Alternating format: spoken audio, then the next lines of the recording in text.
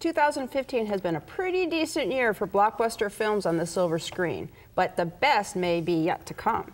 Hollywood is about to launch some pretty heavy hitters with major star power to round out the year. Joining me now is Akron Beacon Journal pop culture writer Rich Heldenfels with his look at some of the movies heading to our local theaters this fall. So it's pretty exciting. A lot of big things coming. All right, so let's talk about those. Let's first talk about the sequels, and may the Force be with us again. Seventh time around, Star Wars: The Force Awakens, which picks up after what is officially the sixth movie, which was The Return of the Jedi. As you know, that they did 4, 5, 6, and then they did 1, 2, 3, and now we waited 10 years to see if something else was going to happen. And finally it is. And it looks pretty exciting because J.J. Abrams, who was responsible for really reinvigorating Star Trek, is now in charge of doing the same thing for Star Wars.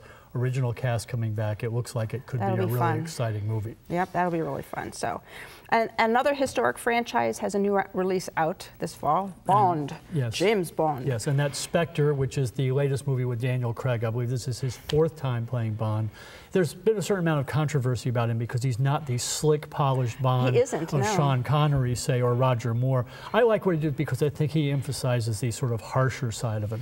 The big question not only is will this movie be good, because it's apparently going to be the most expensive and the longest Bond movie ever, but will Daniel Craig be done with this? And there's already the guessing game going on about who will be the next Bond.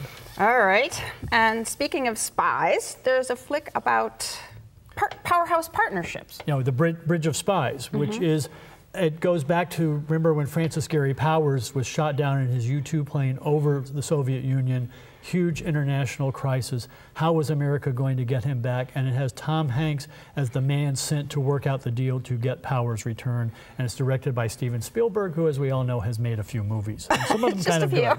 Yeah. And then we have a film that talks about investigative journalism that's maybe even already being talked about. Yeah, for Spotlight awards. was apparently very big at the Toronto Film Festival. It looks at how the Boston Globe investigated abuse by Catholic priests in the Boston area and was a major part of that. And it's one of a couple of journalism movies that are coming out, so of course I'm real happy about that. You know, especially if we look good in them, because we so often don't. Yeah, you give the bad reviews and you're mean people.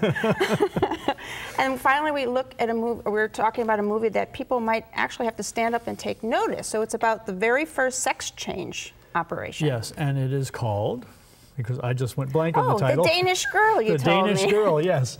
Eddie Redmayne, who just won the Best Actor Oscar for playing Stephen Hawking in a film, plays this man who decides he wants to become a woman. So it's looking at the very early period of people beginning to understand transgender. And as I said, they're already talking about him for back-to-back Oscars for this. Wow, okay. Well, it's timely with all that's been going on this year with Caitlyn Jenner. And it looks like there's going to be a lot of excitement about that movie as well. All right, I'm looking forward to it. So you can keep up with Rich in the Akron Beacon Journal and on Ohio.com, Facebook, and Twitter. Find out more by calling Rich Heldenfels at 330-996-3582 or email him at rheldenfels@thebeaconjournal.com.